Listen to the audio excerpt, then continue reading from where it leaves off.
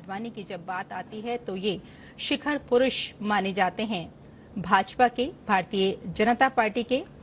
और आपको यहाँ बता दें कि अपने कार्यकाल में उन्होंने कई ऐसे खास काम किए हैं जिन्हें कभी भुलाया नहीं जा सकता। जिस तरह से अभी हमने आपको बताया कि शुरुआत की थी उन्होंने मंदिर निर्माण के लिए आंदोलन की और उसके बाद ही वो आंदोलन का चेहरा बन गई थी भारतीय जनता पार्टी।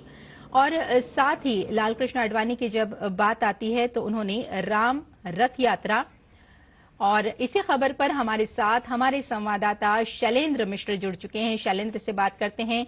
शैलेंद्र, जैसे कि अभी हमने थोड़ी देर पहले देखा कि राष्ट्रपति द्रौपदी मुर्मू ने भाजपा के वरिष्ठ नेता और पूर्व उप प्रधानमंत्री लाल कृष्ण आडवाणी के आवास पर पहुंचकर उन्हें भारत रत्न से तर लालकृष्ण अडवाणी यांना भारतरत्न पुरस्कार आता प्रदान करण्यात आलेला आहे। पंतप्रधान नरेंद्र मोदींकडून आधीच घोषणा करण्यात आली होती। आता हा पुरस्कार सोहळा आपण पाहतोय। भारतीय जनता पक्षाचे ज्येष्ठ नेते आणि माजी उपपंतप्रधान लालकृष्ण अडवाणी यांना देशाचा सर्वोच्च नागरी सन्मान पुरस्कार म्हणजेच भारतरत्न आता प्रदान करण्यात आलेला आहे। राष्ट्रपती द्रौपदी मुर्मू यांच्या हस्ते अडवाणींना भारतरत्न प्रदान करण्यात आलेला आहे।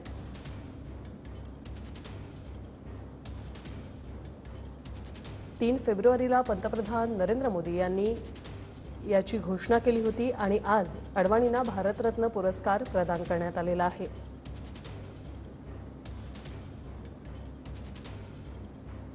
त्यांनी त्यांच्या ट्विटमध्ये तेव्हाही लिहिलेलं की लालकृष्ण अडवाणी यांना भारतरत्न पुरस्काराने सन्मानित केलं जातंय। सर्वात प्रतिष्ठित असे नेते आहेत अडवाणी आणि त्यांना हा देशातला सर्वात उच्च असा पुरस्कार जो आहे तो प्रदान केला जात आहे।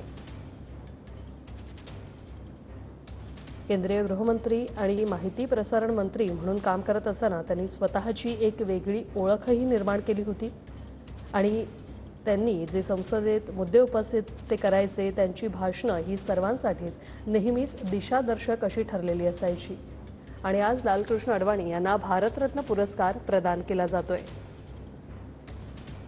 यावेळी पंतप्रधान नरेंद्र मोदी यांचीही उपस्थिती आपल्याला पाहायला मिळते। त्यांच्या चेहऱ्यावर एक वेगळाच आत्मविश्वास, एक वेगळंच तेज आपल्याला पाहायला मिळतंय।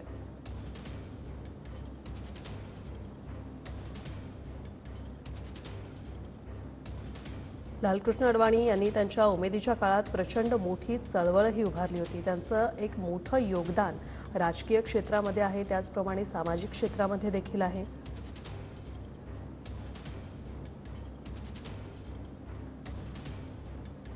सुरुवातीला त्यांच्या प्रकृती अस्वस्थतेमुळे त्यांना निमंत्रण नाकारण्यात आलं, मात्र यावरून प्रचंड गदारोळ देखील झालेला।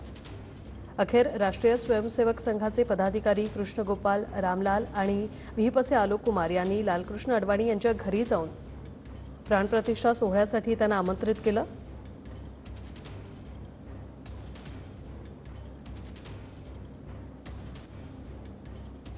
दोन 2015 मध्ये अडवाणी यांना देशाचा दुसरा सर्वोच्च नागरी सन्मान पद्मविभूषण हा पुरस्कार मिळाला होता आणि त्यावर्षी माजी पंतप्रधान अटल बिहारी वाजपेयी यांना भारतरत्न प्रदान करण्यात आला होता। मात्र आजची ही दृश्य आपण पाहतोय, लालकृष्ण अडवाणी यांना भारतरत्न पुरस्कार हा प्रदान करण्यात आलेला आहे। पंतप्रधान मोदी, उपराष्ट्रपती धनखड यांची यावेळी उपस्थिती आपल्याला पाहायला मिळते। राष्ट्रपती द्रौपदी मुर्मू यांच्या हस्ते अडवाणींना हा भारतरत्न पुरस्कार प्रदान करण्यात आलेला आहे। सर्वांनी त्यांचं कौतुक केलेलं आहे।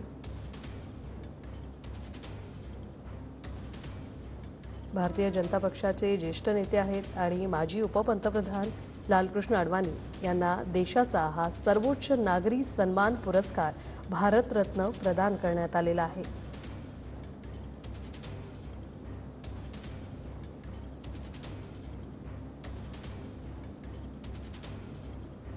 संदीप राजगोळकर आमचे प्रतिनिधी आपल्यासोबत फोन लाईनवरून जोडलेले आहेत। संदीप, आपण पाहतोय सर्वोच्च असा हा पुरस्कार आहे। राष्ट्रपती द्रौपदी मुर्मू यांच्या हस्ते अडवाणींना भारतरत्न पुरस्कार प्रदान करण्यात आलेला आहे, काय सांगाल?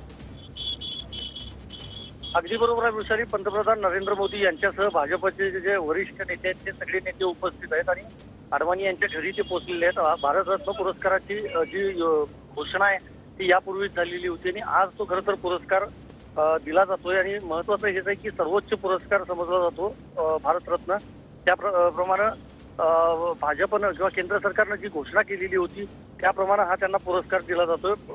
योगदान जर पाहिलं तर लालकृष्ण अडवाणी यांचं मोठं आहे देशाच्या संपूर्ण कारभारामध्ये. त्याचबरोबर भाजप पक्षामध्ये देखील त्यांनी मोठं काम केलेलं होतं. त्यामुळे त्यांना भारतरत्न घोषित केला होता. त्यानुसार हा भारतरत्न पुरस्कार त्यांना दिला जातोय. नक्कीच. धन्यवाद संदीप, तुम्ही दिलेल्या या माहितीसाठी. तर भारतीय जनता पक्षाचे ज्येष्ठ नेते आणि माजी उपपंतप्रधान लालकृष्ण अडवाणी यांना देशाच्या या सर्वोच्च नागरी सन्मान भारतरत्न जाहीर झालाय. खुद्द पंतप्रधानांनी या संदर्भातली माहिती दिली होती आणि लालकृष्ण अडवाणी यांचं फोन करून अभिनंदन देखील केलं होतं. आता प्रत्यक्ष या पुरस्कार सोहळ्यासाठी ते उपस्थित देखील आहेत.